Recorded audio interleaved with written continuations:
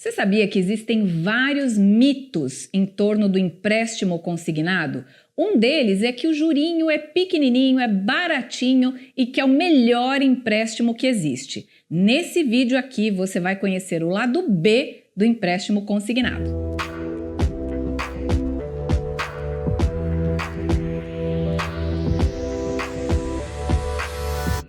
Olá, eu sou Patrícia Lages, autora de 5 best-sellers sobre finanças pessoais e empreendedorismo. E hoje eu vou te contar aqui o lado B do empréstimo consignado. E se você está assistindo esse vídeo, talvez você seja uma das milhões de pessoas que estão aí com orçamento aqui de tanto empréstimo consignado, não sabe mais o que fazer. Ou talvez você esteja pensando em fazer um empréstimo consignado porque está aí com o orçamento curto, então não faça nada antes de assistir este vídeo até o final. Vamos lá, o que acontece com o empréstimo consignado? O mito número 1 é que o juro é baratinho, inclusive com essa de que o juro é pequenininho, que é o melhor empréstimo que existe. Muitas pessoas fazem com que um outro familiar que trabalha CLT e que, portanto, poderia contratar um empréstimo consignado, ou um aposentado e pensionista na família, vai lá o outro familiar que não tem acesso a um empréstimo consignado, de repente porque não tem um salário fixo, não tem um benefício, não é CLT, vai lá e pede para o familiar, faz um empréstimo lá no seu nome, faz um consignado no seu nome, porque o jurinho é pequenininho. Em vez de eu pagar lá para o banco muito mais, eu pago para você e você vai pagando o consignado. Em primeiro lugar, o empréstimo consignado não tem uma taxa baixinha, pequenininha. O que acontece é que ele tem uma taxa menor do que a maioria dos empréstimos pessoais comuns. E por que é que ele tem uma taxa menor? Aí é que vem o pulo do gato. Porque ele é um empréstimo com garantia. Sempre que você faz um empréstimo com garantia, a taxa tende a ser menor. Isso também funciona quando você dá um bem como garantia. Se você faz um empréstimo pessoal e dá o seu carro como garantia, você vai ver que a taxa vai diminuir. Só que se você não pagar, o que acontece? O banco vai lá e te toma o carro. A mesma coisa com o imóvel. Você dá o imóvel como garantia, a taxa cai, não pagou, o banco vai lá e toma o seu imóvel. E não importa se o valor do empréstimo é muito menor do que o valor do imóvel. Foi você quem deu como garantia um bem de um valor muito maior. O banco não tem nada a ver com isso, o banco só aceitou. Olha o perigo. E qual é a garantia que o empréstimo consignado tem? Você pode pensar, mas eu não dei nada como garantia, eu não dei bem nenhum.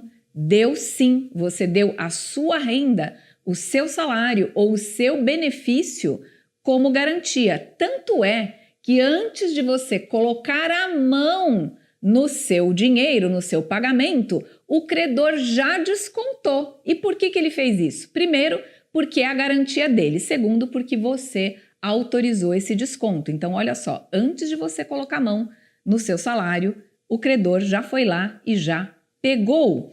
E aí, vou entrar aqui num detalhe que muita gente me pergunta. As pessoas que são dizimistas, elas dizem, eu tenho um empréstimo consignado e eu sei que o dízimo é 10%, os primeiros 10% da minha renda. Mas e no meu caso, que antes de eu pegar o dinheiro já descontou o empréstimo? Pois é, você já pagou uma conta antes de fazer, né? Antes de devolver o seu dízimo. Então, isso já pode te explicar muita coisa. Mas voltando à questão financeira, quando o credor tem acesso à sua renda, ao seu salário, ao seu benefício, se você quiser pagar ou não, a garantia dele receber é muito alta. Por isso é que a taxa é um pouco mais baixa. Só que, se você tiver com um orçamento muito apertado e você falar, ai, vamos negociar porque meu orçamento está muito apertado. Que negociação você tem? Que poder de negociação você tem se o credor está recebendo e ele quer continuar recebendo? Ele não vai negociar uma melhor condição para você porque ele não tem motivos para isso. Se está apertado para você, o problema é seu. Ele está recebendo dele, então para ele está tudo ótimo. O máximo que vai acontecer é do banco oferecer de que você tem uma parcela menor, sendo que para isso você precisa alongar ainda mais o prazo. E aí você fala, nossa, que negócio da China. É a pior coisa que você pode fazer. Por quê? A partir do momento que ele alonga aquele prazo, no final você vai pagar muito mais. Então, aquele juro, aquela taxa de juro que vai se multiplicando por mais meses, vai deixar o seu empréstimo ainda mais caro, por mais tempo. Então, você vê que não é tão simples assim quanto parece. E para terminar, um dos grandes mitos que as pessoas acreditam. Eu vou fazer um empréstimo consignado lá no nome do meu avô, da minha avó, porque se eles falecerem, fica extinto o pagamento. Ninguém mais precisa pagar. Morreu, a dívida foi extinta. Nada disso. Em uma decisão recente da 10ª turma do Tribunal Regional Federal, essa decisão caiu por terra. Não tem mais essa não, de que morreu, a dívida foi extinta automaticamente. A extinção do empréstimo consignado só acontece em 2 casos muito específicos. Primeiro deles, se na hora de contratar um empréstimo consignado foi contratado o seguro prestamista. Esse tipo de seguro, chamado prestamista, aí sim ele quita todas as prestações que ficarem em aberto depois do falecimento do credor. A maioria das pessoas não faz esse seguro porque ele encarece o empréstimo. Logicamente, né? Como o credor, ele tem ali uma possibilidade de não receber o pagamento integral, ele vai cobrar mais caro. Então, as pessoas, quando olham que o valor da prestação fica mais alto, elas falam, não quero esse seguro não.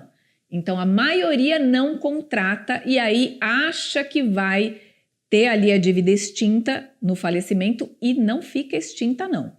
Segunda situação, só se a pessoa que faleceu não deixou nenhum bem.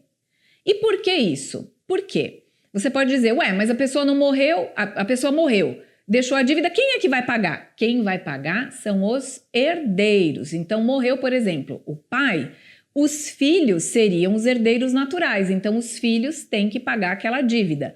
Não do próprio bolso, não significa que, de repente, o seu pai, sua mãe faleceu, deixaram um empréstimo consignado, você tem que tirar do dinheiro do seu bolso para pagar. Não é assim. O que acontece é, se eles deixaram dinheiro numa conta corrente, numa conta de investimento, se eles deixaram um bem, um veículo, um imóvel, esse bem vai precisar pagar primeiro a dívida. Então, fez lá o inventário, parte desse dinheiro, a herança deixada, vai ser usada para quitar aquela dívida. Enquanto isso não for feito, a dívida está lá crescendo, crescendo, crescendo, crescendo. Olha o perigo. E as pessoas não sabem que isso acontece. E um detalhe, o pagamento do consignado vai até o limite da herança. O que é isso? Digamos que a pessoa faleceu, deixou 20 mil reais numa conta corrente e mais nenhum bem. Ela só deixou 20 mil reais. Mas ela ficou devendo lá uma quantidade de parcelas que soma 30 mil reais. Significa que o limite da herança é 20 mil. Então, aqueles 20 mil, nenhum herdeiro vai botar a mão. Ele vai para pagar essa dívida e os outros 10 que ficariam faltando, aí sim, não tem como cobrar. Porque o herdeiro não vai pôr do bolso dele, mas vai perder a herança. Entendeu que a coisa não é tão simples assim? Então, se você está pensando em fazer um consignado, pisa no freio e pesquisa, porque ainda há mais coisas a saber a respeito disso. E você que está aí enforcado, cheio de consignado, querendo renegociar e arrastar isso para mais anos e anos, o melhor que você tem a fazer é trabalhar, aumentar sua renda, sair desse empréstimo consignado sem renegociá-lo, porque senão você vai arrastar um problema para mais tempo ainda. Eu vejo você no próximo vídeo. Tchau, tchau!